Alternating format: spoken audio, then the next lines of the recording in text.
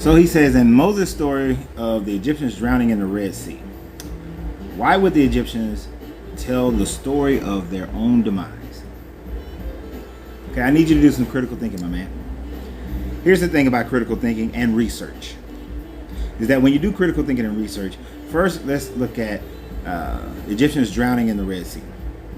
First of all, the story that came out about, 5-10 years ago that talked about they found chariots at the bottom of the Red Sea does not mean that the Moses story is true.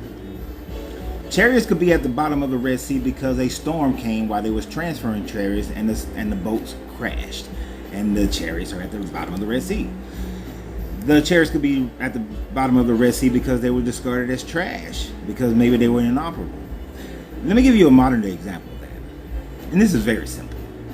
So during COVID, when I lived out in this house and we had a lake. Before COVID, the lake was murky. You can't even see in that thing. But there's a Publix grocery store across the street through one of the entrances. When COVID was going on and the water cleared because people weren't driving and traveling, the waters were getting clearer. Guess what I saw? I saw Kroger baskets, carts in the bottom of the lake. But I don't know when it happened. Nobody knows when these people threw those in there. There's no carbon dating. There's no dating period or like technologically dating by being able to look at the types of chairs that they are to see if those chairs are the type that were being produced during the times of Ramesses III. There's absolutely nothing of that. Nothing. Nobody did that. And those stories of chariots at the bottom of the Red Sea have been verified as false. Matter of fact, it's a satire site that made it up.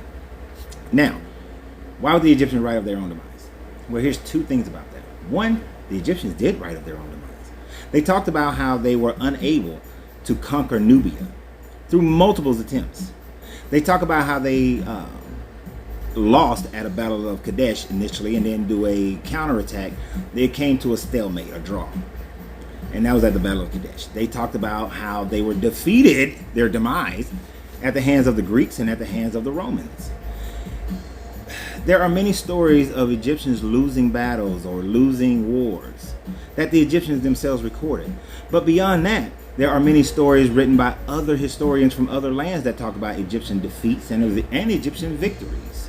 But here's the thing about the story of Moses. You don't find it anywhere. There is no other recording of it other than your Old Testament, other than the Hebrew people saying it themselves, which does not validate it as true. There's no backup for it at all. Zero. So do a little bit more research first, okay?